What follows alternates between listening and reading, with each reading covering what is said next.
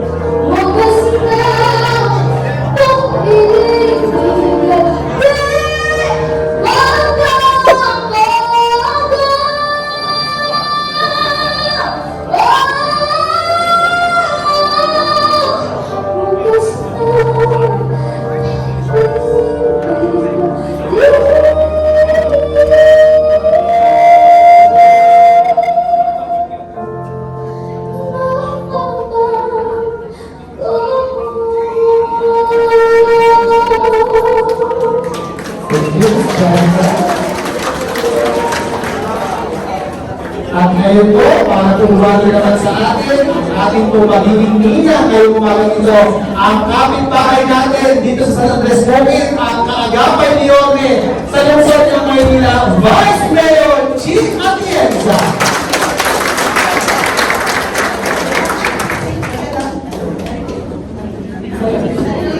Good morning!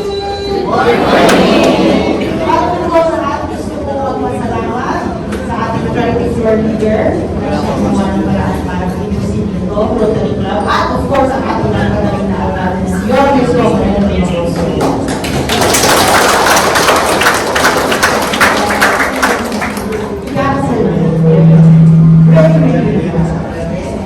Ang masasabi ko lang, mahalin nyo ang isa't isa, isama nyo ang Panginoon sa inyong samahan, dahil hindi madali magkaroon ng asawa. Pero, mas mahalin nyo ang Panginoon kesa sa inyong asawa, kahit sa pangalan, magiging mas madali ang lahat.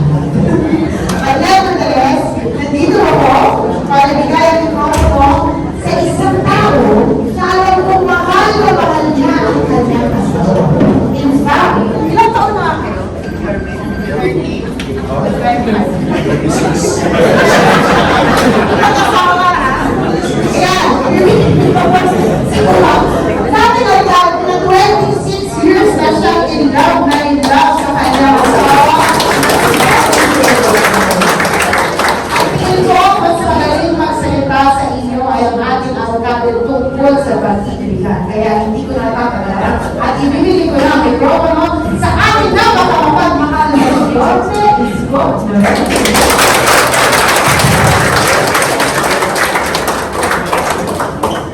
Morning. Sigurado po kayo. Mukhang marami sa inyo dito matagal na nagsama. But I'm happy and honored to solemnize sino ang first time dito sa Federal Malamay ka lang. Pagiging mo, tulad yun. Kasawa. Well, of course, iba sa inyo may anak na, yung iba naman sa inyo nagbabalak pa, yung iba naman atrasado na. But, di ba, isa sa unang pangarap ng mag-asawa ang magkaroon ng sariling masisilungan. Tama ba? Pero imagine mo na isang araw, habang buhay ka na mumupahan, isang araw, habang buhay ka nakikipisan o nakikitusok ng lupa na may lupa, tapos ito sinabi, may swimming pool pa. Sabihin, kapag ang pamahalaan o gobyerno talagang pinusuan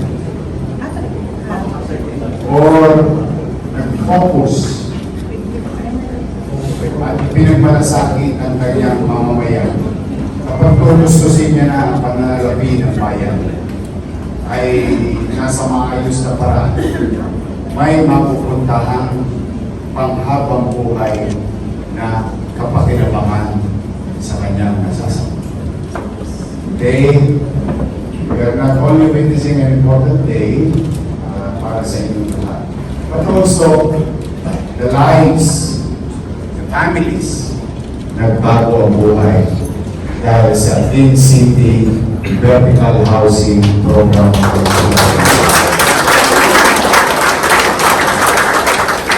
Noong sa araw, groundbreak na namin yung additional Beyond Dominion 2. Kasi nadali ko na yung Beyond Dominion 1. Ayun, literally yun, 100%. Yung nasa loob nun, mga nasa squatter doon sa San Nicolas.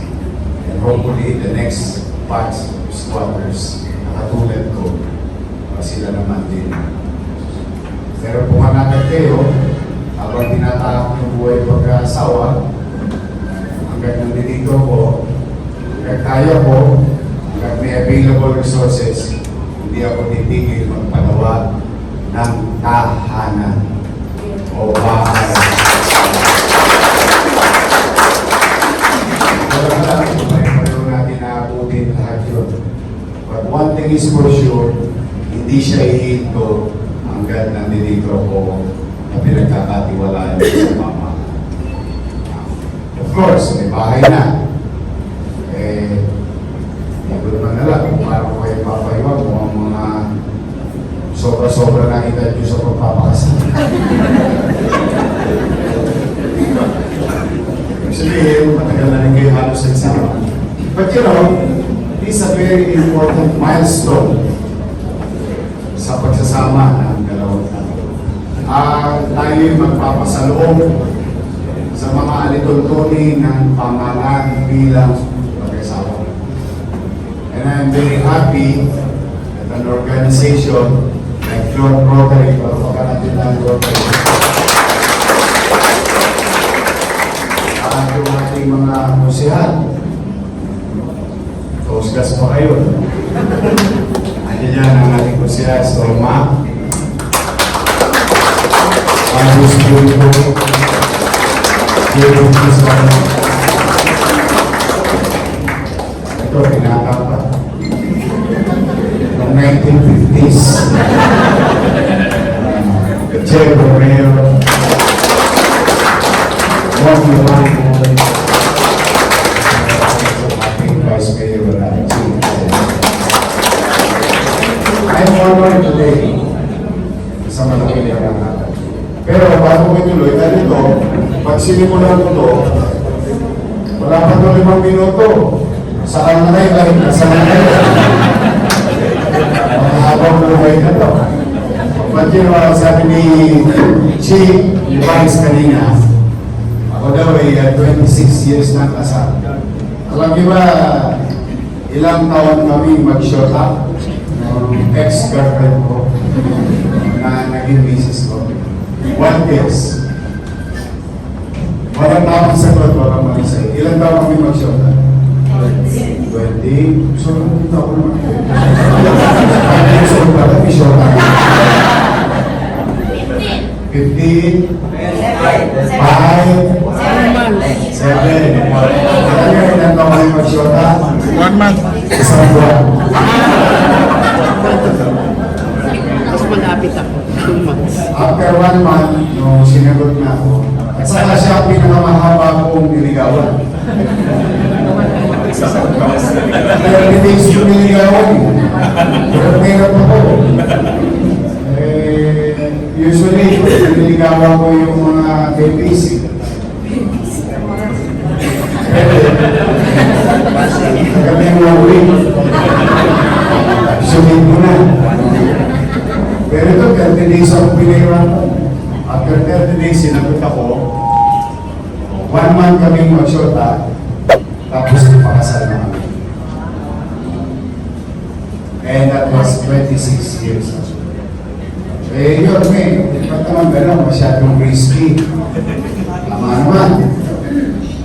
two different genetics, style, life, habits, character. Puro magkakaiba.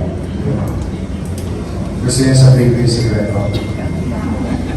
May sikreto yan. Practice ko yung two rules. First rule, white is always right.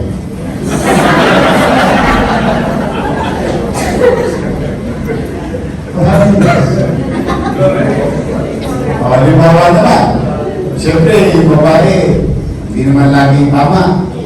Tama naman, di ba? So white is always right. What is the second rule? The second rule is, if you think your wife is wrong, refer to rule number 1. Happy wife. Inyo. Walang away, hindi maiiwalay ni Kulor sa pulir.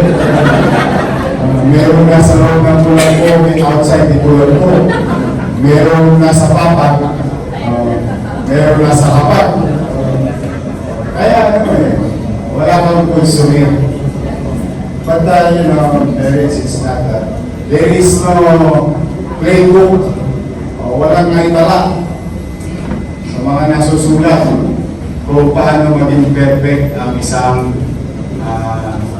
pagsasama. Wala. At the end of the day, boils down to both of you. Ayun lang. Hindi yung biyanan nyo. Hindi yung mga kamag-anak ng asawa nyo. Hindi mga kapatid nyo. Kayo lang ang mag-ayos. At saka huwag kayo maglalaba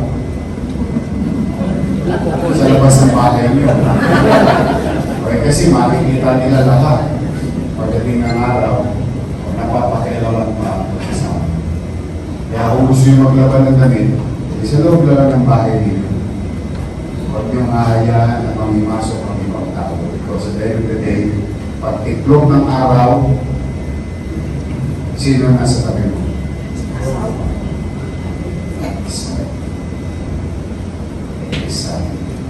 Always. Whether you're a man or a woman, at the end of the day, ang katabi mo, nasa ako. Pagkanin niyo ako yun. Ano tawag yun? Hindi ako mapagkakatulog. Katong araw na akong binata. Pero pala yun, pagka matanda ka na sa pag-aasawa, hinahanap manong mo yung amoy. Amoy, gano'n. Gano'n, amoy. Alam-ising ako ng araw. Kaya balisang balisa ako sa pagising-gising ako.